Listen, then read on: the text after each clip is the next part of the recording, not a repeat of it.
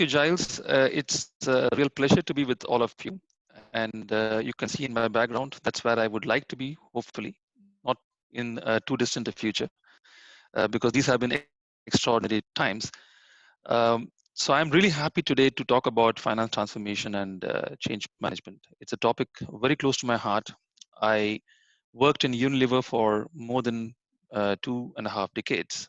And last year, in the middle of last year, I decided to take a new opportunity, wanted to do something different, joined Philip Morris, and really excited about working for Philip Morris on what is a very exciting journey, a very transformative journey. I would say, having seen a lot of industries over the last 3 decades, this is a game changing initiative, transformation that Philip Morris is doing to deliver a smoke free future. It is industry leading. It is game changing. We are developing scientifically substantiated products that can deliver nicotine without combustion. And ultimately, our vision is to replace all the combustible cigarettes and deliver products that reduces the risk substantially. And the scientific evidence is pointing to almost a 95% reduction in risk. Our internal mission is very clear. If someone is not smoking, they should not smoke. But if they are smoking, they should quit. If they can't quit, go to one of our low risk products that we are producing so that it gives them an opportunity to come out of the higher risk combustible cigarette. So I think this is something which is game changing, and we have made it our mission. We are, I believe, firmly believe it's a real transformation that we are putting on the industry. And this is backed by a lot of science. So you already see here the amount of investment we have put behind our products, more than $7 billion in the last decade or so. Uh, we are filing patents, and we are the only tobacco industry in the top 50 in the EU in terms of patent filing. We got 400 plus scientists, and having been to the research center in Switzerland, it's absolutely wonderful to watch how precision science is being brought to deliver really high quality products. And so this is a journey that I really want to be wanted to be part of, and I joined PMI a year ago. And well, in the last few months, what has hit us is something incredible. COVID has obviously queered the pitch on many things, on how we live and how we work. None of us could have imagined a few months back that there would be a situation where almost all of the world is working from home. And it has been made possible. And what I would say, I firmly believe that amidst this adversity, as we see it, there's a huge opportunity. I think COVID has taught us a lot of lessons in terms of moving to agile working, use of technology. I'll give you an interesting story. I mean, we were implementing Microsoft Teams, and we started the project a year ago. And when I came into Philip Morris, and I came from Unilever, where Microsoft Teams had already been implemented over a 3-year period and so on. And I asked the team here, listen, when can we get the full features of Microsoft Teams? And people said, oh, it's a 2-year journey. We need to sort of change manage this. And COVID came. Within 2 weeks, all of PMI is using all of Microsoft Teams features. It's incredible. People have learned how to use it. All the capabilities, change management happened instantaneously, and it just tells you the power of what you can do if you put your mind to it, and all your time frames that you were used to in the normal circumstance came crashing down because there was a burning need to do it differently. And I was telling Giles just before this call, yesterday I addressed 3,000 plus people in the finance team in Philip Morris using Microsoft Teams, doing videos, and it was absolutely seamless. So we have done quite a few things that have amazed us. I had the integrated business services, which is nothing but the GBS vertical of PMI, and in the last 2 months, we have taken on a bunch of activities to help our markets that were under pressure because of COVID, and we took on activities remotely. without having to go to the markets. We took it on remotely and started delivering new services. And we were delivering our existing services without even 1 hour or one day being lost in any of the services. So I think it's been an incredible period, and it has taught us a lot of things. So while it has queered the pitch in some ways, I think it has made us wiser for the future in terms of what we can achieve if we put our minds to it. Coming to finance transformation, we see the future of finance evolving very rapidly. And a lot of what is said on this slide is not new things. But let me take a step back. Historically, traditionally, finance has always played two roles. There is a role of governance, which is all about ensuring that the numbers are right, we're compliant with all the laws, and we are fulfilling all the regulatory requirements and so on. And there is the guidance aspect where we work with the business to provide financial insights and help make the right decisions. Now, what is happening, and it's been happening for a while, is that there are three trends that have changed the role of finance and are changing it continuously, such that the role of a CFO or a finance professional in 2 to 3 years' time will be very different to what we were used to 5 or 6 years back. And those three trends are around digitalization. The second is around shared services. And related to shared services, the whole concept of externalization, meaning can we get some of our partners to do some of the work? And as a result, what has happened is the role of finance has become much more diminished on the governance side of things. Now, it doesn't mean that we lose our accountability for ensuring the accuracy of results. No. But what is changing is the way we deliver that assurance. It's no longer through our own teams and our own detailed attention to detail. It can be done through automation, it can be done through shared services. And what you need to develop is an ability to rely on those vehicles to deliver that assurance. Instead, now the focus is shifting much more towards the right, the guidance aspect of the finance function. And here is where there is a huge shift needed for finance that uh, will define the CFO of the future. And here we need to sort of be actively working with our business to identify new business models, new ways of accessing the consumer, disrupting existing channels. Now, I talked about PMI's transformation of the industry. Now, if you have to achieve the transformation, we have to think very differently on our business models and how we influence the consumer. Now, you would say, is this a role of finance or the role of the general manager? I would say both. And I'm going to come up with this concept of finance as a co-pilot.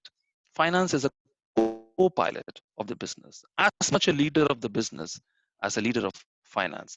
And therefore, the trends that will start defining us in finance are the ones on the right-hand side of this diagram, where we step up our ability to convert data into insights, our ability to understand the business to its innermost detail and be able to lead the business and drive it as much as a business leader as a finance leader. And that's the big difference. In fact, one of the Hi, Natrajan. Sorry to interject. We are stuck on the normal new slide.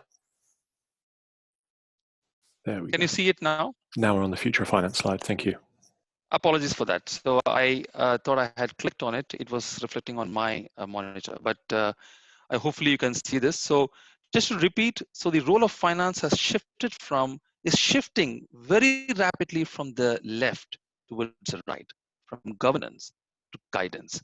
And in fact, a couple of interesting anecdotes just to reinforce this point. At Unilever, we had a finance function in one of the developed countries, and I can mention the country's name, Australia.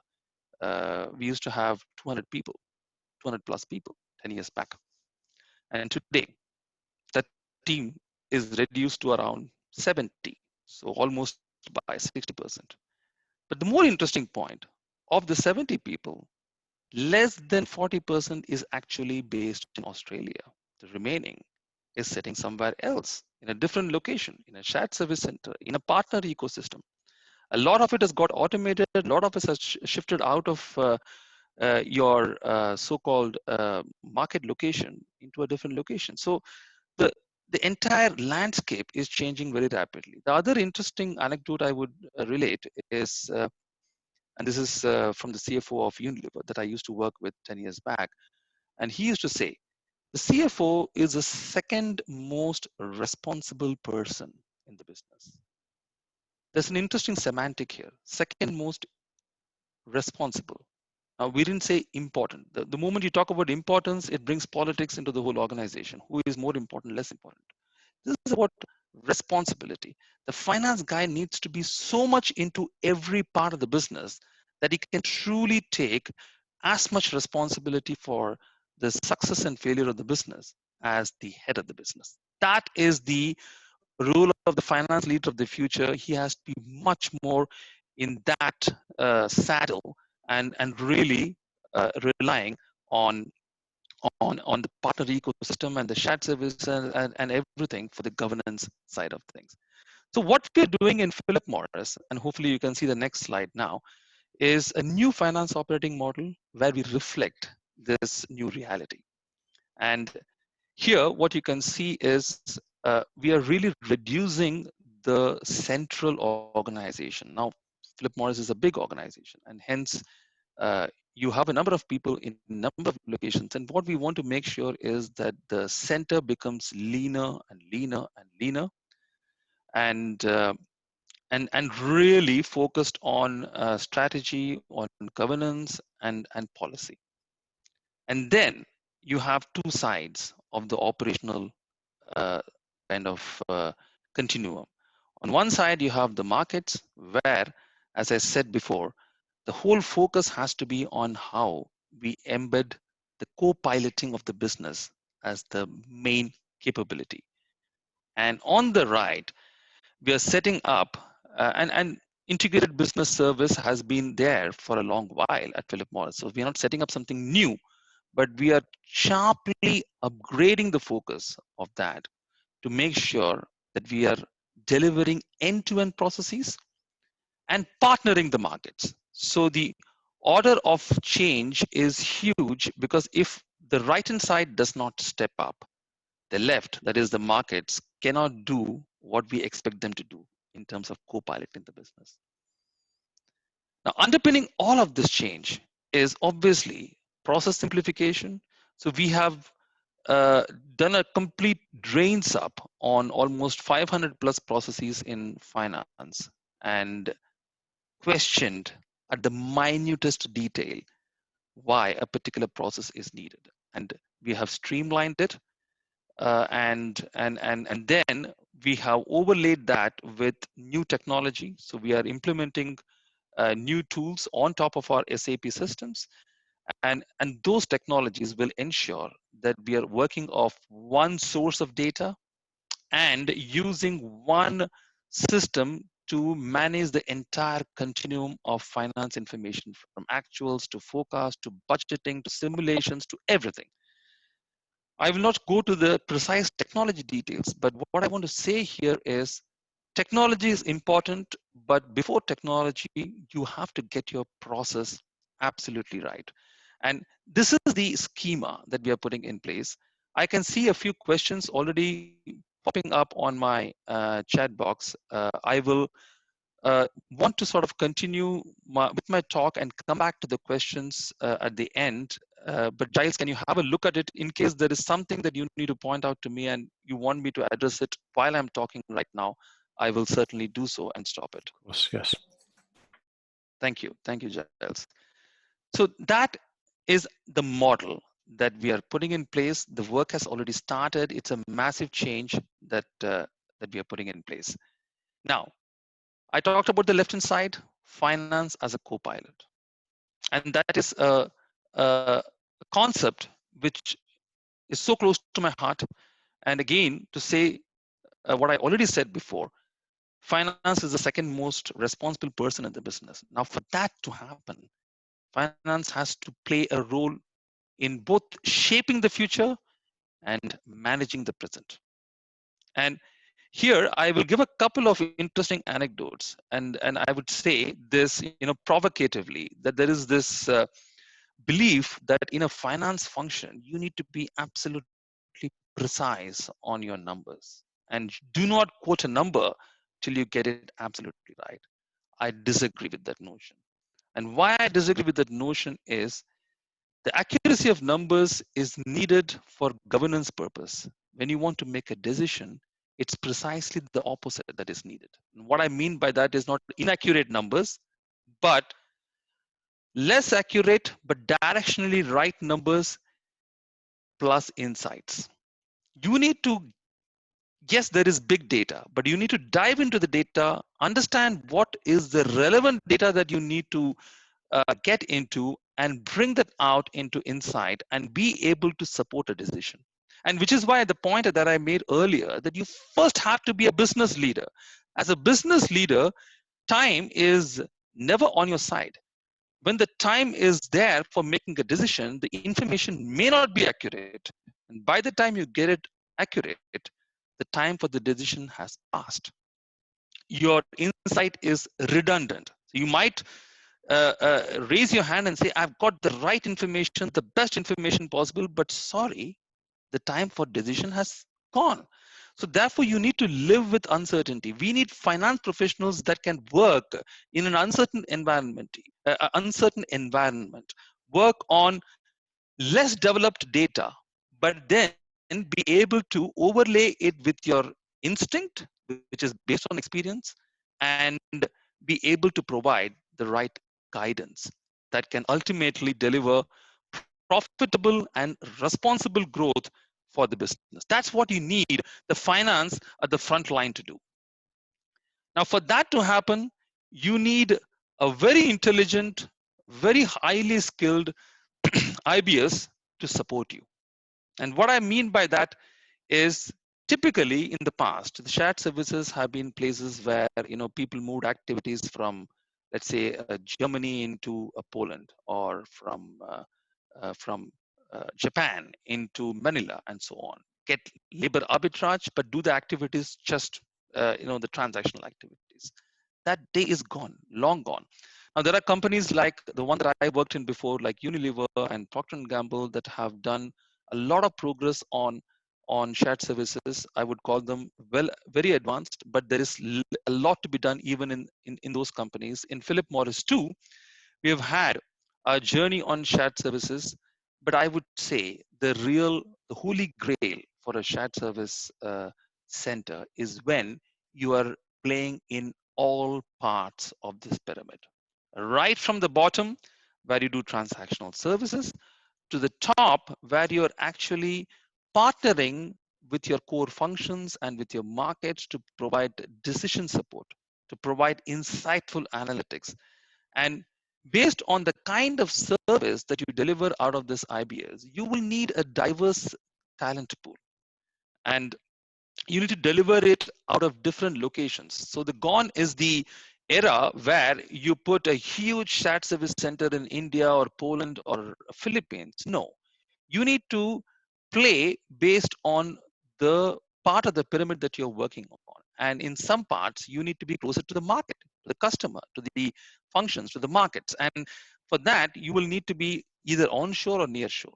There are activities, of course, which are very transactional, which need to be done in a standardized, efficient manner, and they can be in an offshore location.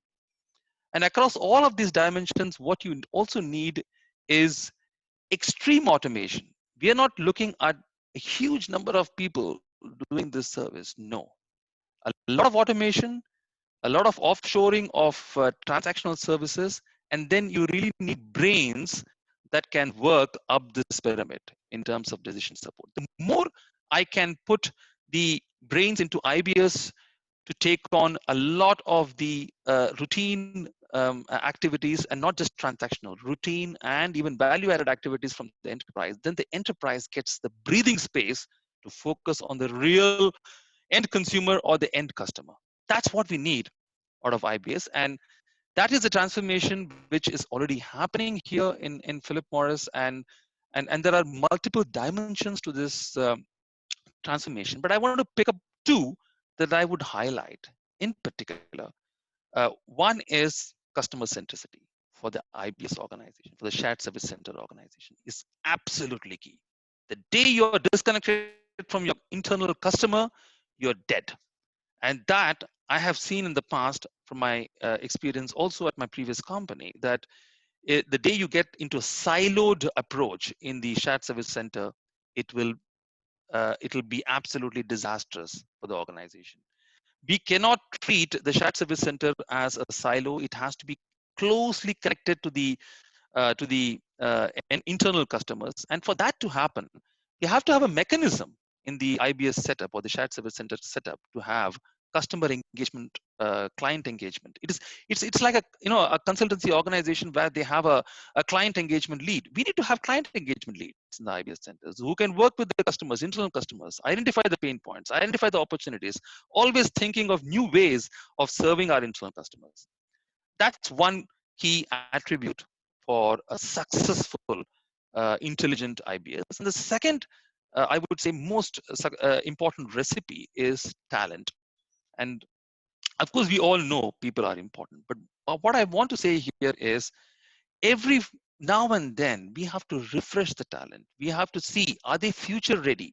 Are they the right people for the future, where the future is so much accentuated on digital? Do we have the right capabilities? And therefore, we need to continuously evolve the talent mix. The second aspect of talent is to make sure that there is an integration of talent between the mainstream organization and the shared service center organization. Quite often, what I have seen in the past is people are hired in the IBS or in the GBS for GBS, and then they lose their way and they're saying, okay, what am I doing here? You have to approach it differently. The way to approach it is every function must recognize. Because by the way, IBS is not just for finance, it's for the entire enterprise. It's a multifunctional end-to-end capability. And every function, be it supply chain or finance or HR, must realize that for a true professional to come into their function, they have to have, those professionals will have to spend some time in the IBS. And that is the integration that we need to bring in the talent. So I would say these are the two, absolutely top two, that I would never ever let go of, never ever compromise on in terms of quality, to get not just the transformation that I need, but to have always a successful, integrated, customer-centric IBS organization. Finally, so this is a massive change that we are doing, and we are almost a year into this change program, and you can see that there are multiple aspects to this change, and for me, the change is on several levels. It is at a level of technology. It's at a particular level on the way the organization is structured and new ways of working, and most importantly, it touches talent in a big way. I talked a bit on the talent for IBS, but the whole finance talent pool has to get rejuvenated and sort of refreshed to make sure that we fit into this new way of thinking, where there is a part of finance organization which is business leaders co-piloting the business with their CEOs, and the other part of finance function stepping up and providing intelligent support. It's a bit like, if I use the football analogy, you need a great front line, a Messi or a Ronaldo perhaps, to make sure that we are delivering impact at the front line with our marketeers and with our CEOs and so on. But for that to happen, they cannot do that unless they have a strong midfield and a strong defense. And that's where IBS comes in and provides that midfield and defense required for the front line to shine and score the goals. All in all, what you all need is finance to win in this new environment, in this new world, where the challenges are different and the expectations of the function are changing rapidly. And so one of the mechanisms that we are also putting into place, and I'm going to stop on this slide, is a really broad-based change network. And what I mean by that is Every organization has hierarchy, and it all works through hierarchy. But I am a firm believer that you need to cut through hierarchy to really land effective change, dramatic change, and at the grassroots. And that's where change networks are very useful, because then you're looking for individuals who have the passion, who believe in the future, who want to be part of the future, to be part of your change network and make the change happen. And that's what we have put into place. And that sort of gives you the ability to go to the roots of the organization much faster. A change is never easy, and to make a change probably is even easier than to sustain the change. And that's why you need to look at it at a very broad based level, engage all parts of the organization, communicate, walk the talk to make a transformation of this scale happen. Let me stop there. That was really what I had to say on finance transformation and the change that is needed, and how do we make the change happen in an organization.